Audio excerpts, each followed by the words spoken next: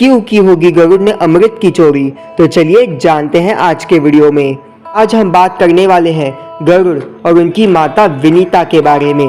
देवी विनीता कोई और नहीं, प्रजापति दक्ष और देवी प्रसूति की पुत्री है। प्रजापति दक्ष और देवी प्रसूति के अनेकों पुत्रियां हुई, जिनमें से 13 पुत्रियों का विवाह महर्षि कश्यप के साथ हुआ था। विनीता की अगर बात करें तो देवी विनीता, जो कि भगवान विष्णु की अनन्य भक्त थी और सदा ही विष्णु भक्ति में विलीन रहा करती थी, और बात करें तो अत्यंत निर्मल स्वभाव की थी। देवी विनीता महर्षि कश्यप के साथ हुआ था और इन 13 पत्नियों में से एक नाग माता कद्रू भी थी। महर्षि कश्यप के वरदान से उनकी पत्नियों ने अलग अलग योनियों को जन्म दिया, अलग अलग पुत्रों को जन्म दिया। जैसे कि बात करें तो महर्षि कश्यप की एक पत्नी ने गायों को जन्म दिया, एक पत्नी ने अश्वों को जन्म दिया, एक पत्नी ने दैत्यों को जन्म दिया, एक पत्नी ने देवताओं को, तो एक पत्नी ने असुरों को जन्म दिया और एक पत्नी ने गरुड़ और अरुण को जन्म दिया। तो इसी तरीके से एक बार जब महर्षि कश्यप बैठे हुए थे, तब नाग माता कद्रू वहां पर जाती हैं और उनसे कहती हैं कि उन्हें असंख्य शक्तिशाली पुत्र चाहिए, जिसके लिए महर्षि कश्यप तैयार हो जाते हैं और तब नाग माता कद्रू को सहस्त्र शक्तिशाली पुत्र होने का वरदान देते हैं।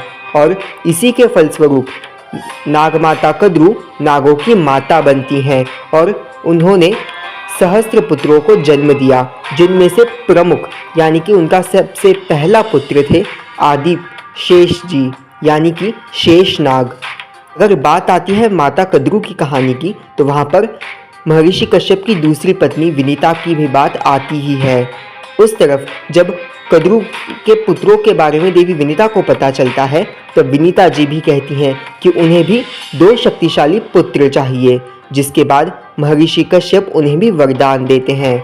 वरदान स्वरूप देवी विनीता को 2 अंडे प्राप्त होते हैं, जिनमें से कई दिन बीत जाते हैं। उस तरफ नागमाता कद्रू के कई अंडे फूटने लगते हैं और एक एक कर बच्चे बाहर आने लगते हैं। पर इस तरफ नागमाता कद्रू की अगर बात करें तो नागमाता कद्रू सबसे पहले अपने पुत्र आदिशेष को जन्म देती हैं और तब आदिशेष के पश्चात वो अपने पुत्र वासुकी को जन्म देती हैं। ये वही नागराज वासुकी है जो कि समुद्र मंथन में मथनी के रूप में, रस्सी के रूप में सहायक थे और वही भगवान शिव के गले में विराजमान होते हैं।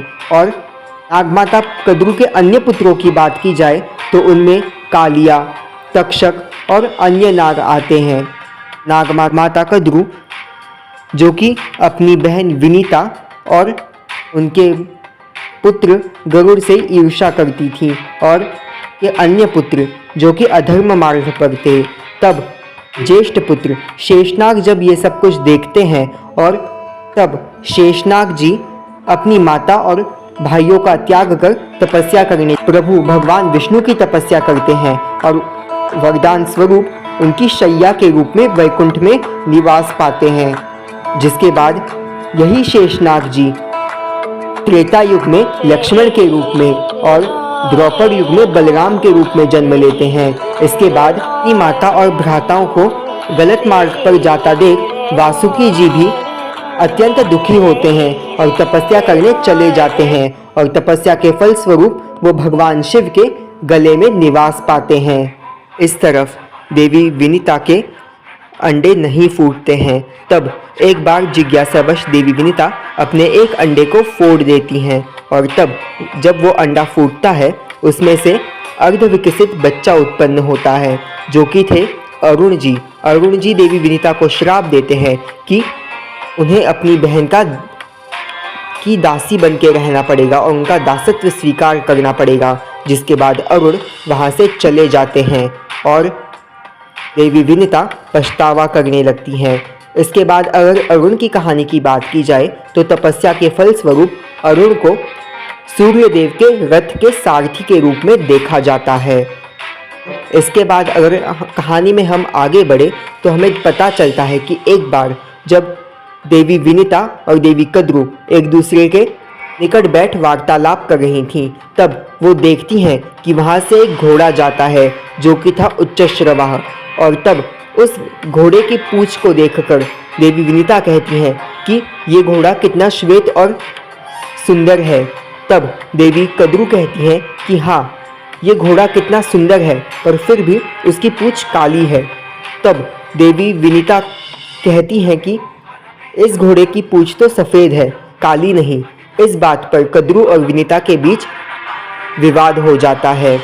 उस तरफ देवी विनीता और कद्रू फिर एक दूसरे से शर्त लगाती हैं कि दूसरे दिन जब वो घोड़ा यानी कि उच्चश्रवा वहाँ पर फिर आएगा, तब वो देखेंगी कि उसकी पूंछ काली है या सफ़ेद। और इसी बात पर दोनों बहनों में शर्त लग जाती है, जिसके बाद देवी कद्रू, जो कि जानती थी उस घोड़े की पूंछ सफ़ेद है और वो कल शर्त हार जाएंगी, इसीलिए वो अपने बच्चों के पास जाती है। देवी कद्रू के हृदय में पहले से ही देवी विनीता के लिए ईर्ष्या व थोड़ी सी जलन थी, जिसके कारण वो अपने बच्चों के पास जाती हैं। और तब वो अपने सहस्त्र नाग बच्चों से कहती हैं उच्चश्रवा की पूंछ पर लिपट जाना, जिसकी वजह से उसकी पूंछ काली प्रतीत होगी। तब उनके सभी नाग बच्चे इस बात से इनकार कर देते हैं कि वो ये अधर्म और इस गलत मार्ग में उनका साथ नहीं देंगे। तब क्रोध में आकर देवी कद्रू अपने ही पुत्रों को श्राप देती हैं कि कलयुग से पूर्व जब राजा परीक्षित के पुत्र और पांडवों के आखिरी वंशज राजा जनविजय जब सर्प यज्ञ करेंगे, तब उस यज्ञ की आहुति में उनके सभी साप पुत्र भस्म हो जाएंगे और सभी को उस यज्ञ में जलना पड़ेगा।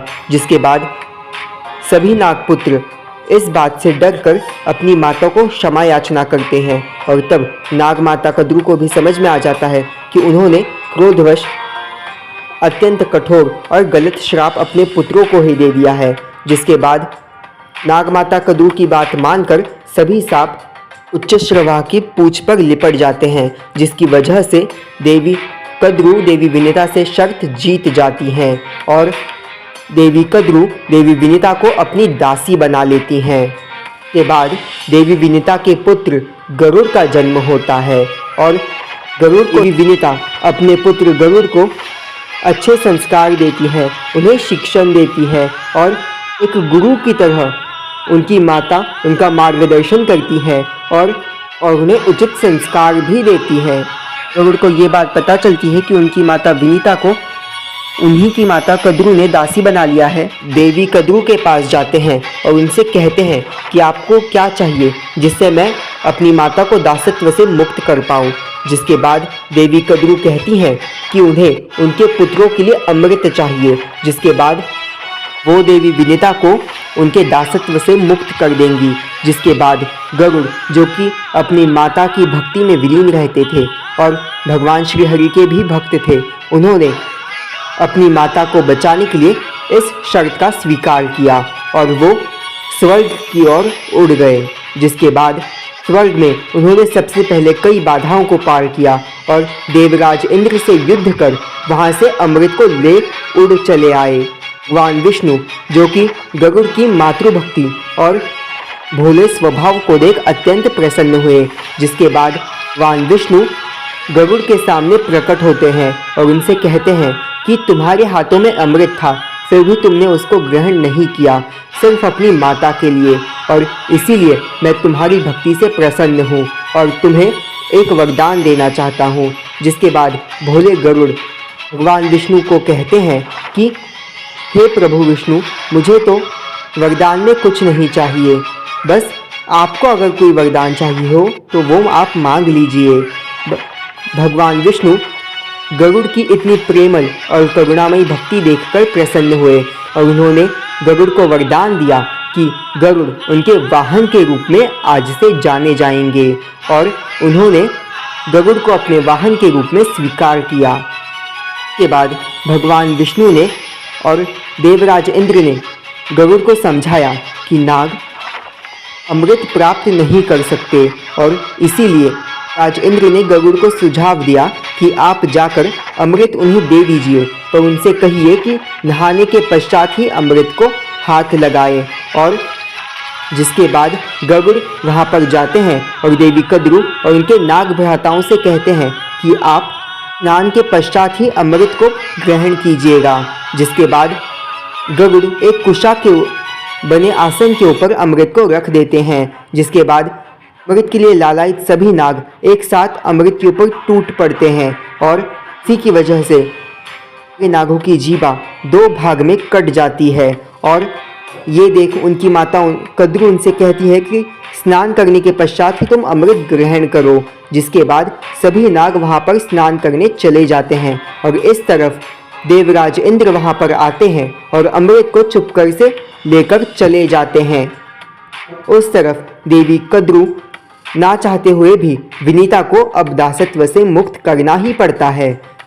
के बाद अगर हम बात करें तो गरुड़ भगवान विष्णु के वाहन के रूप में जाने जाते हैं और देवी कद्रू को भी अपनी गलती का एहसास हो जाता है। और इसके पश्चात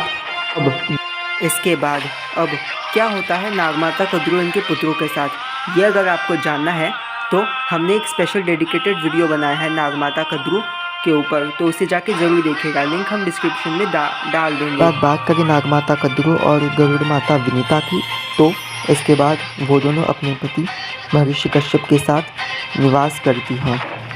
सो गाइस, आज की वीडियो के लिए बस इतना ही। मिलेंगे नए वीडियो में एक नए टॉपिक के साथ, तब तक के लिए नमो गणेश।